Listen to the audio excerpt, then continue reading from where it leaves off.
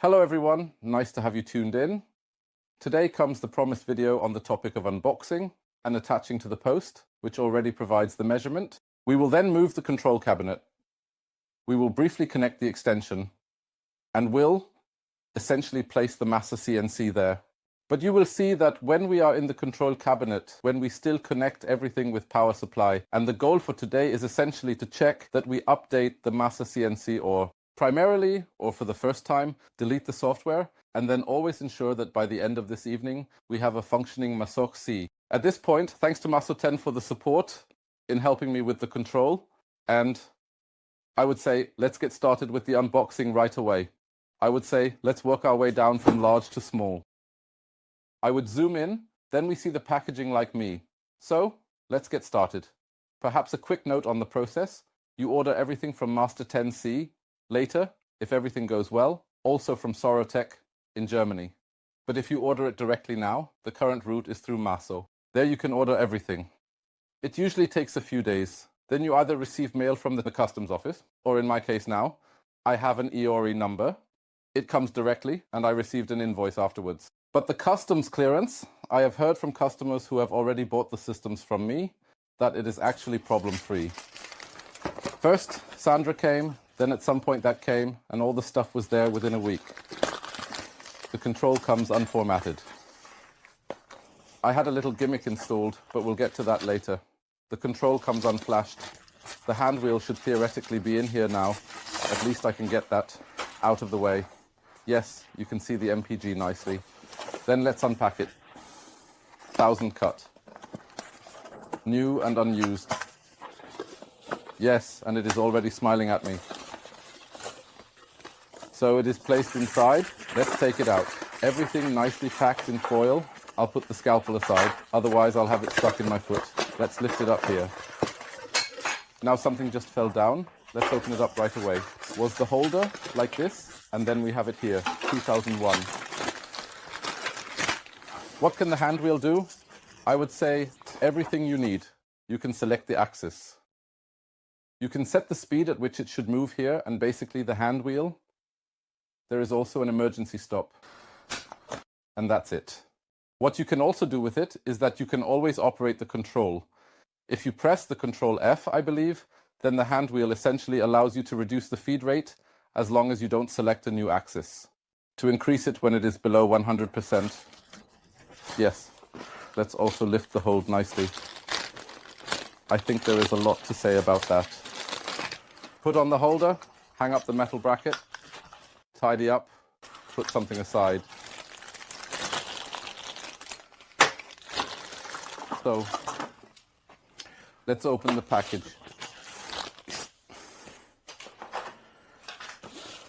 So, and here we cut, snap. Be careful not to damage anything. So, here we have, as expected, the extension. These are the cables we need to extend the control. Then we have packed inside the differential receiver module. That's what it's called. I'll unpack it right away because the ESD friends will be pleased with what I'm doing now. But it will be fine.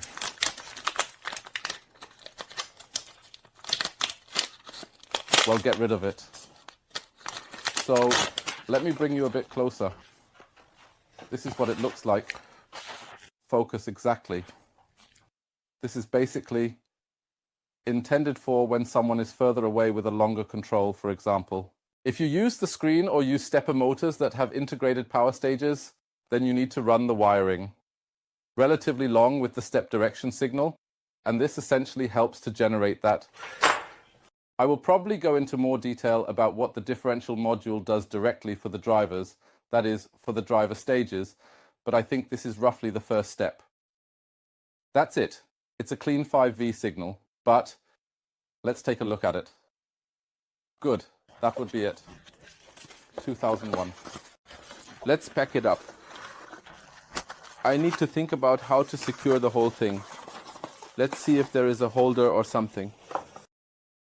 So the next thing we are unpacking, and there is only one left, is the relay board from MASSO. Quickly. So, yes, there isn't really much to say. We are unpacking it. It's just a relay board, which means I can switch outputs there. I'll bring it closer to you.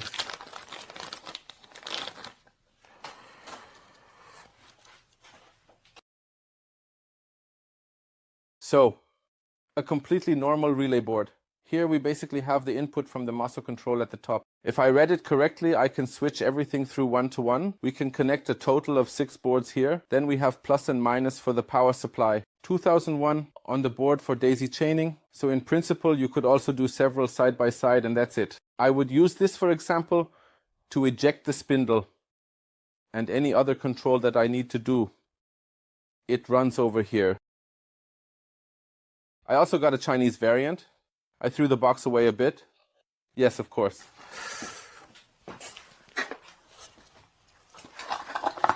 I also ordered a Chinese 8-channel board. I will not connect it directly to the MASSO, but I will mainly use it. For example, to process the signals from the spindle.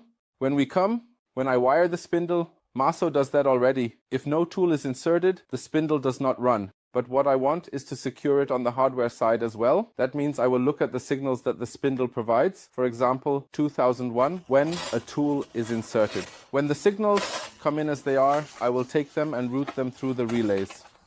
There is always a normally open contact. They are relay switches on most boards. And then I will basically look for the possibility to simply say, okay, I will pass the normally open key signal through once and route the line for forward operation, for example, to run the inverter forward. In this way, I can ensure 100% that if the tool is not inserted, the spindle simply does not run. Of course, this is always associated with a potential source of error. If I make a mistake, then everything else may be correct, but it still doesn't work. But I prefer it this way, rather than the other way around. So let's continue unpacking. It looks like this, secured with a rubber band, snap. Then let's open this up. What do we see here? This seems to be the board we have to connect to the MASSO 10C for the actual control.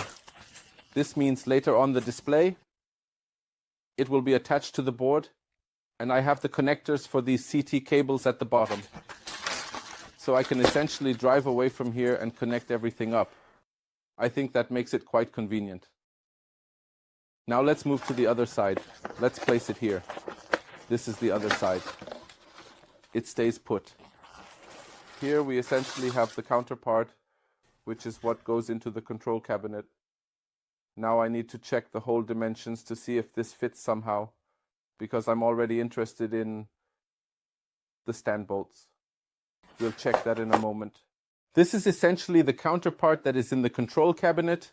Here I can connect everything that I can directly connect to the MASSO CNC control in the control cabinet. The advantage is that the unit stayed here and I don't have to bring all the signals from the control cabinet back there to the control. I do that as well, but through these pre-assembled cables, which come in various lengths, allowing me to operate everything like this. I actually find it quite pleasant. Here there seem to be, 5 or 6. I need to take a look. There are still resistors on it. I need to check what those are for. But we will look at that when the time comes, when we connect something. Otherwise, it essentially passes through 1 to 1, which I find quite nice. I had already thought about how to solve the whole thing, but now I want to look at something else. Let's put this aside for now. Here, I can show you, there are these nuts on it, long nuts that are screwed in at the bottom. I wonder if we could maybe attach the relay board or something to that. It would be cool. If it fits the whole dimensions. The relay board could almost fit, but it would be a bit strange. However, we might be able to build a holder. The relay board could almost fit based on the dimensions, but it doesn't quite work. Let's take a look at the differential signal board to see if it fits. But that was narrower. Now, I think it fits. No, it doesn't fit. It is definitely narrower. It actually fits almost perfectly, both side by side. I'll play around with it a bit. Let me make some space for you so you can see. Hopefully I won't trip over it later. Do you have it like this somehow? No, it doesn't fit. Yes, I need to take a look. I need to check the instructions. I wasn't aware that these stand bolts are like this, but yes, let's take a look. Otherwise the relay boards will be attached like this. Maybe I need a holder. I think there are also some available for purchase. Yes, that's almost it. The last package is still missing, right? So let's set this aside. Let's put it over there.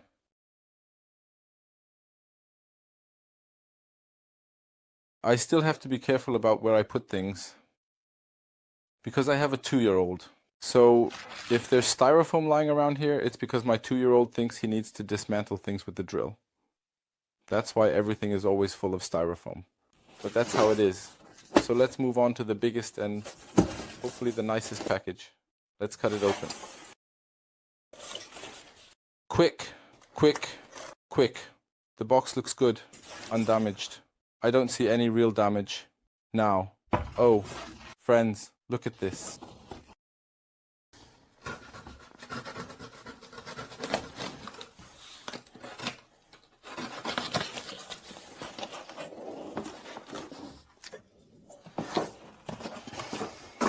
Away with it.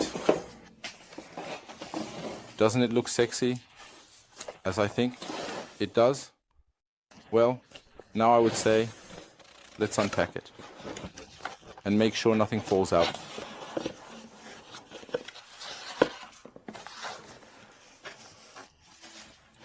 It almost happened now, just for fun.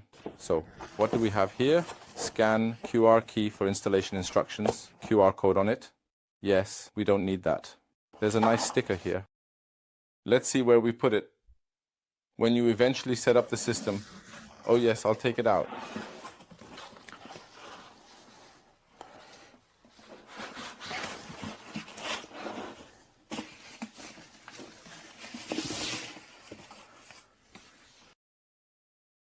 Nice, right? Yes, I would say that looks good. I think it's great. I like it a lot. I still need to check. Holder, none available. Yes. I will make a cut for the video right here. I first need a holder. Let's see what I get. It looks like it has a Visa mount on the back, but we'll manage that. How does the device open, you send? So I found a mount from the old monitor. In the back, I'll show you in a moment.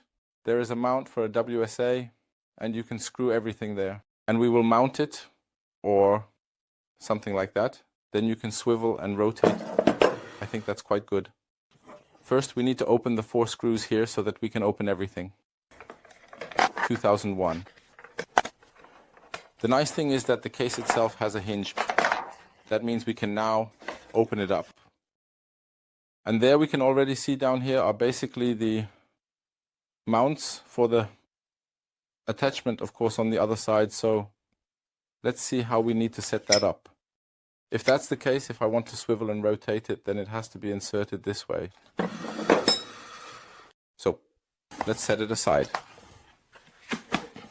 Let's see. The nice thing is in the packaging. Now we have a nice base to place it on. I'll check again if I need to push it a little further away or if I can leave it there. Exactly. That means I'll take a quick look at how to mount the holder. You can see the 4 holes here. I will put a link to the holder below and then it will go on like this. That would be wrong. I want to orient it vertically, so I need to mount it like this. Very nice. Good. I already have little screws and washers here. I am using a size 4 screw with a thread length of 10 here. That's all that's needed. A self-locking nut goes on the bottom.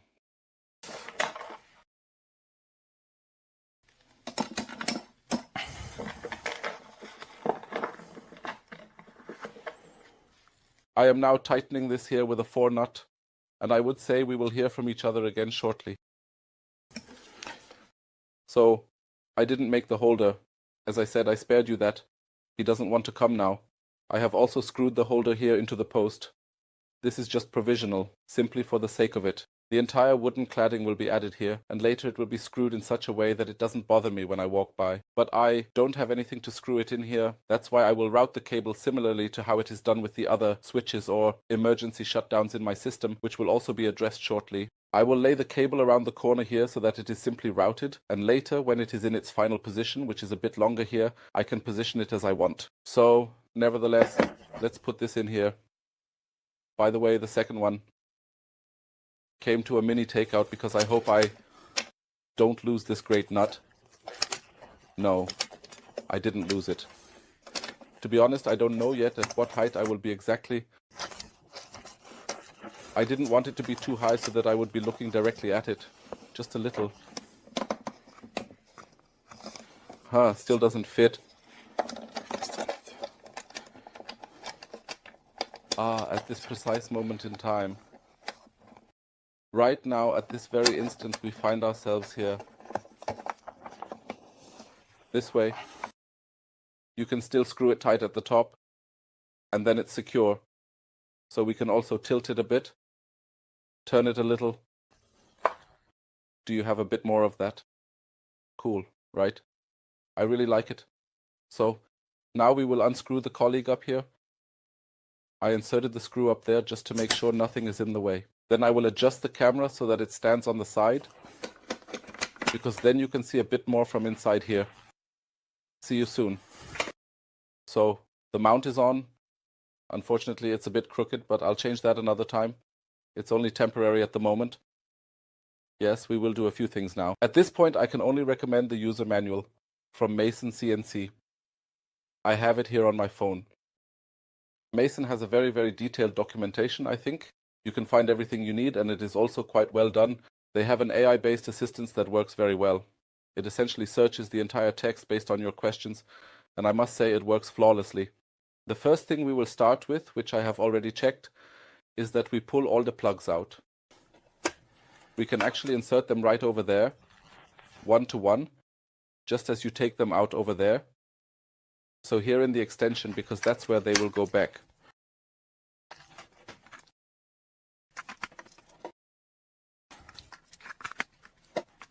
What we need to do now is to unscrew a few things as well.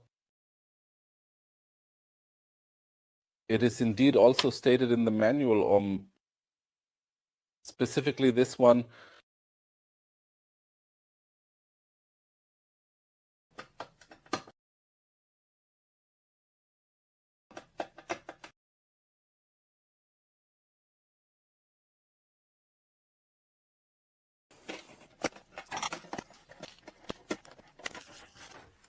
We need to keep one thing in mind. Just from the connections, there was a 3-row connector up here. We'll put it in here. I just mounted it here at the front because it is also a 3-row connector. But they rearranged the inputs a bit here. This means the 6-pole connector has to go in here. So it looks a bit strange because it's empty here, but it is stated like this in the manual. I'll set this aside for a moment. We're tightening the measurements quite a bit. So let's go over there. So the first thing we notice is that there is no battery in this spot. This is the backup battery. A CR battery goes in there. We can insert it like this so that it fits and put it in. It's not included in the delivery. I assume they just don't want to ship batteries. 2001. So what we also need to do now is we have here on the side the one that goes in over there, the topic of optocouplers. That should be, if I'm not mistaken.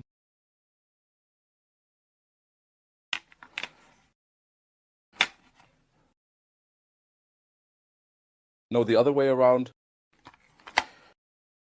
Exactly. The spindle controller, the orange one at the bottom, is correct. And the optocouplers that are inside need to be removed and must be inserted here in the same way. This means we carefully pull them out with a small screwdriver and essentially reinstall them one to one down here. They are simply and effortlessly plugged in.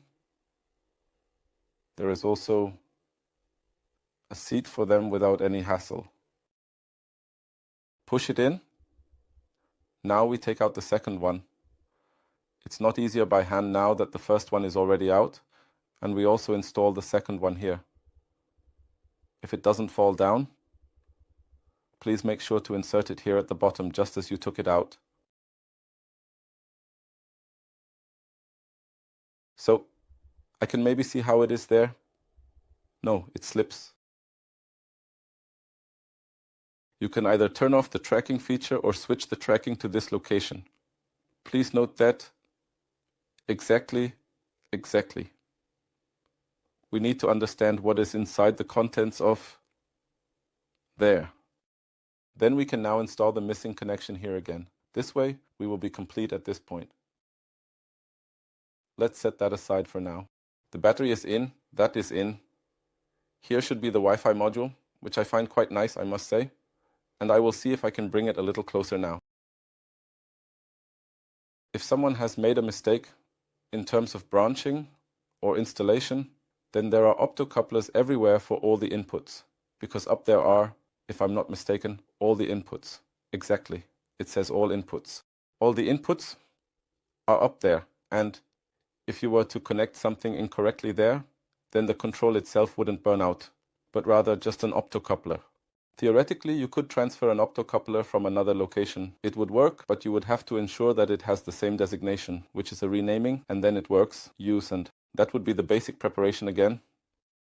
What we are going to do now is essentially install the actual extension. We just plug it on top. If we consider our perspective from this particular point, it might be a good idea to begin our exploration or analysis from the very base or foundation. This approach could be likened to starting from the year 2001, which serves as a significant reference point in our context.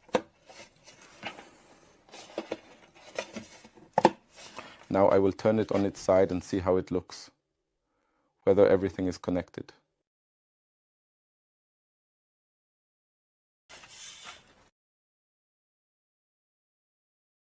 Yes, everything is connected and connected so far. Now, I need to check the e-stop myself in the manual, but we'll look at that shortly. My phone is clean. Here. In the manual it says that if we use a hand wheel, then if you have installed a pendant, connect the e-stop to 1. If you haven't installed a pendant, meaning a hand wheel, then connect it to the first one. We have a hand wheel, so we connect it to 2. Turn this whole thing here on, and turn it back off. Always check if the cable is properly inserted. So, the next thing we need to connect is the power supply again. And it is nicely described here, meaning everything is clearly stated here. In terminal 1, connect the green cable, in terminal 2 the blue one, and in terminal 3. The whole thing. The fourth terminal, which I have here at the top, is for an external emergency stop switch. I am currently not planning to install one because there is an emergency stop at the hand wheel at the control panel, and that would be sufficient for me at this first step. All right, then let's proceed by doing the same thing as we did before. In the first instance, that was the green color, and in the second instance, it was the deep blue color. For you to see better, I am unable to see what I am doing myself due to the angle, which makes it quite challenging. This situation requires extra caution and precision.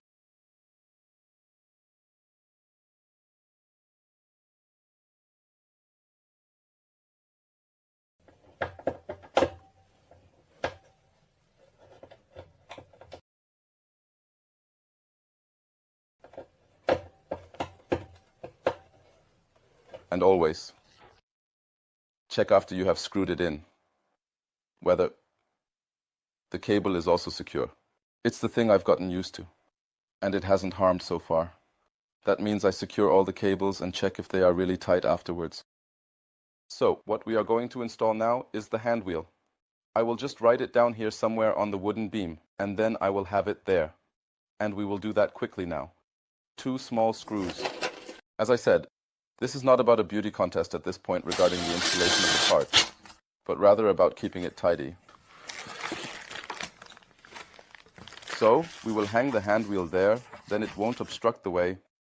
What I still need to look at is a strain relief for the future, but I need to see how to do that. The instructions also state that when installing the hand wheel, the housing must be disassembled. So he managed to do that. By the way, it's a sub D SEOGEO. We plug everything in here and lay it down. No, we won't do that because I made a mistake. We need to run the cable through below first. Otherwise, we won't be able to close the housing afterwards and then go in from the top. So what I will do briefly now, because I won't have it on without strain relief, I'll take a small cable tie, 2001. So I'll grab a small cable tie, actually 3. And then I will tighten everything here so that at least there is some form of strain relief there. Because, okay, the cable tie is a bit too big, but I don't care about that right now. It has to go through now. It has to go through now. You send the versatile, high quality and durable Judy cable tie. So, but I simply don't want to operate it without strain relief. Then you would have actually done everything. Now, of course, one thing is still missing, namely the sub-D cables that I will quickly lay out, and then we will meet again here. So here we are now. I unfortunately had to push a bit because I ran out of cable length from the 5 meters. I mismeasured and miscalculated a bit. It was actually further away than I thought. I have now installed the extension, connected the cables, and labeled them, which is not necessary because they did something quite clever. They made male and female connectors, which means you can't actually mix up the cables. The labeling was unnecessary. I came in here, went around the top, and I am also connected at the control panel in the front. What we are going to do now is power everything up, and when we are ready, yes, we will do that. Just to explain, in the control cabinet, I come in at the top to the main switches, which we will definitely see next time. There I can turn the entire system on and off. Then I have 2 relays in there, one for the spindle and one for the actual control. I can control the relays via 2 emergency stop buttons at the front of the milling machine. Later, presumably, it will be a bit sneaky that the emergency stop buttons will be used to turn off, but I hope not to be so eager every time. The main switch runs directly to the spindle, which goes to the line filter and then to the inverter. The control goes here to these terminal blocks where the servos are connected. The servos are distributed on L and the actual control, and also the power supplies are on L. The socket down here is for if I need 230 Vi somehow at the milling machine. One thing that, for example, what I need there is the lighting that cannot be retracted. I have installed a good 12V power supply down there, which the spindle needs, and a 24V power supply for the control. I have a fuse on the side. Then I have 2 multi-distribution blocks from VAR up top, which I think speaks for itself. The 3 end stages, or the 3 driver end stages for the spindle, are up there.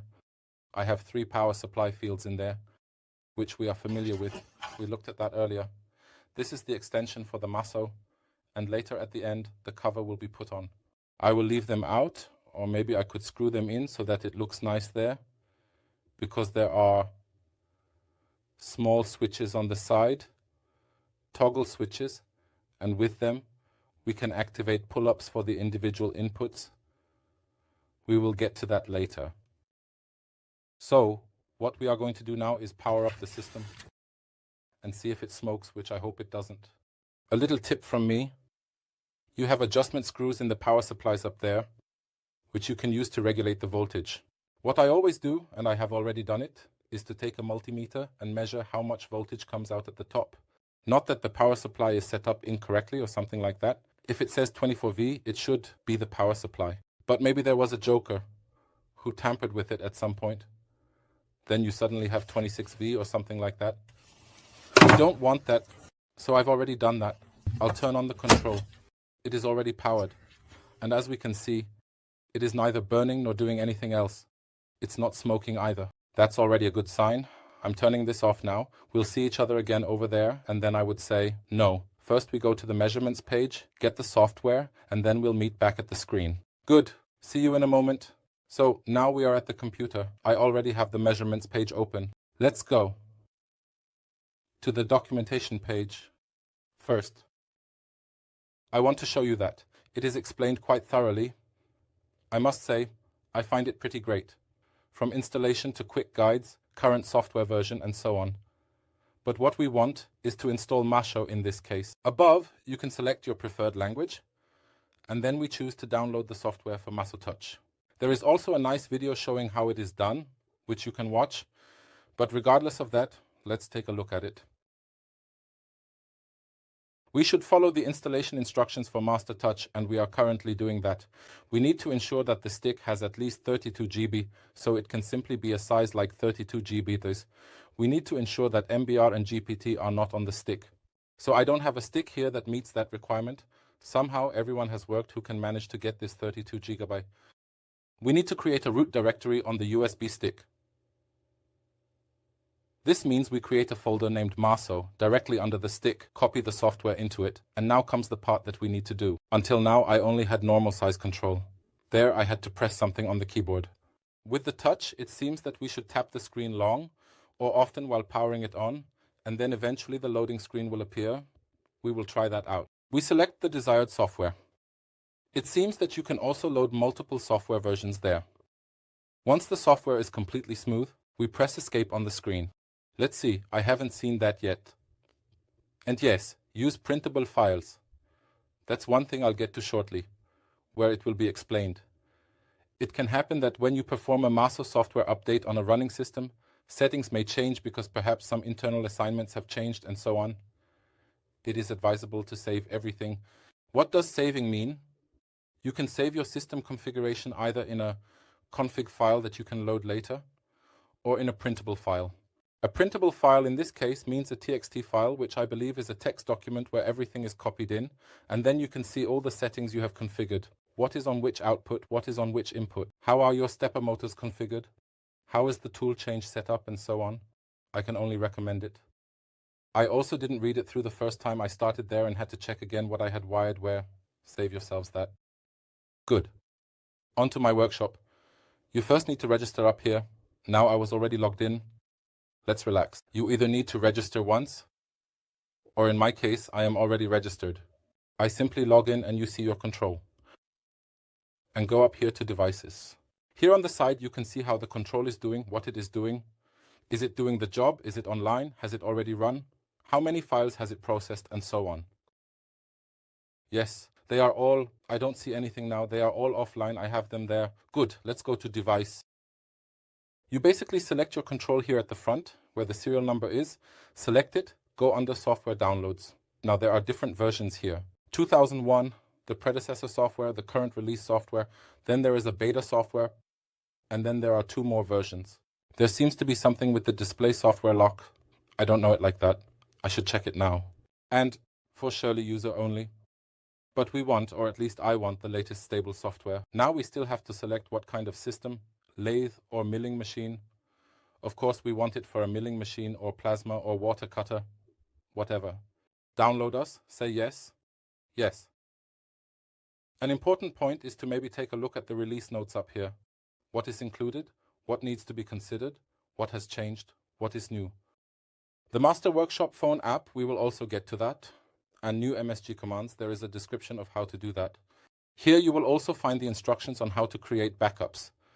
Save as a file, which means there is a point where you select it, can then save it, and can either save the data in a file so that you can load it again later, or in principle in a printable file. That's what it's called. As I said, that would be the text document. It also says down there TXT. Take a look at the documentation. The documentation from MASSO is really great. They cover really everything that exists. I have actually never come across the topic that I couldn't find something.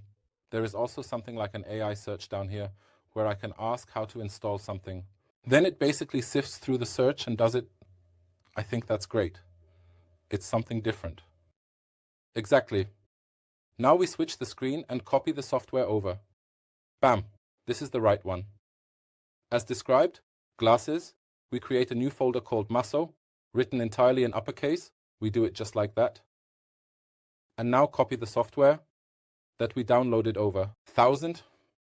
And we are actually already ready to go and can now actually move over. Where is it? The master stick. Let's take it out. There it is outside. And now let's go over to the milling machine. As I said, I urge you to take a look at the instructions. The instructions or the documentation from Master is not bad at all. It's really good. And as I said, see you at the control.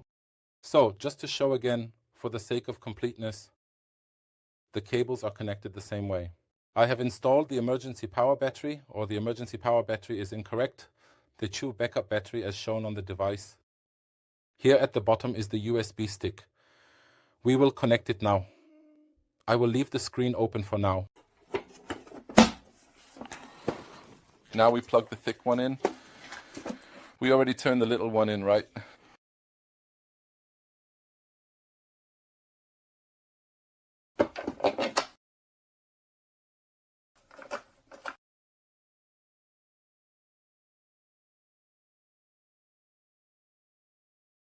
Good. So the instructions say to power it on and then tap long on the screen or tap frequently on the screen. Let's try that now.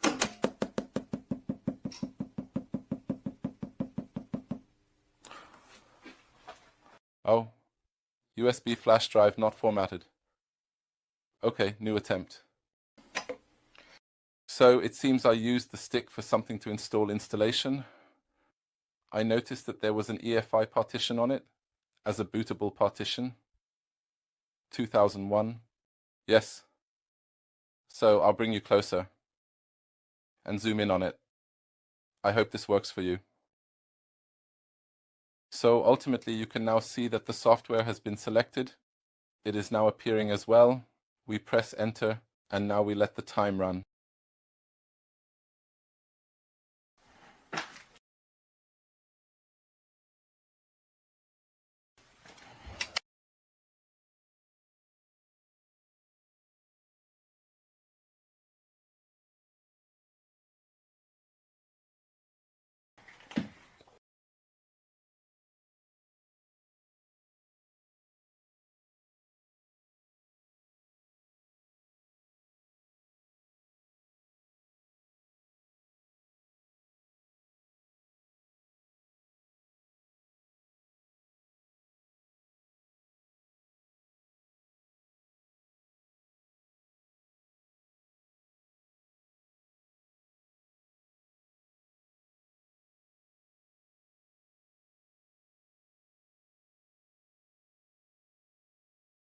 So the flash has been completed. Let's press the escape button as written, 2001. And according to Adam Rees, MASSO 10C should now start. And you see what I had it do.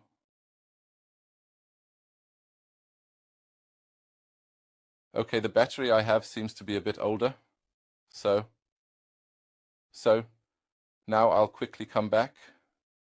I want to show or explain this as the battery. I have installed a working battery. Now it fits. What's more is, you saw earlier there was the password entry because it was recognized, and the problem is I don't like the password. What you can do is go to change password, and then you basically have the option to simply not enter a password. When you start the control now, which by the way goes incredibly and astonishingly fast, I am truly amazed each and every time. Then, after a brief moment, the display comes up. We will delve into the individual screens in more detail later. Here too, we do the same change password. I don't want a password. So, the next time I go in, I will be asked for a password in the display menu. The default password is, by the way, HTG, capitalized HTG, exactly, and start exactly. Now we no longer have a password here. The password still appears, but we just press enter and we're in. So what we can check now is whether the hand wheel works. Yes. And we see, I don't know if you can see it up here. I'll move a bit further out. The flickering light needs to be turned off, but you can see how the first displays are already working. I can select the axis. You basically get the selected axis displayed, X, Y, Z, A, and B. I can adjust the settings. Everything works. You should now see the red light and the hand wheel itself. Emergency off also works.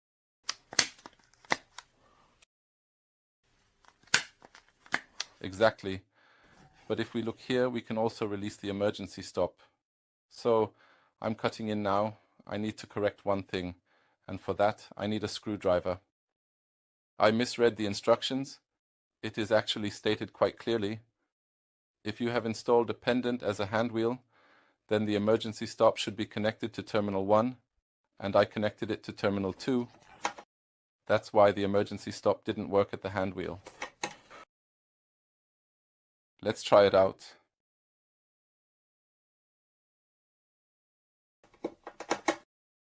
So, let's turn it back on.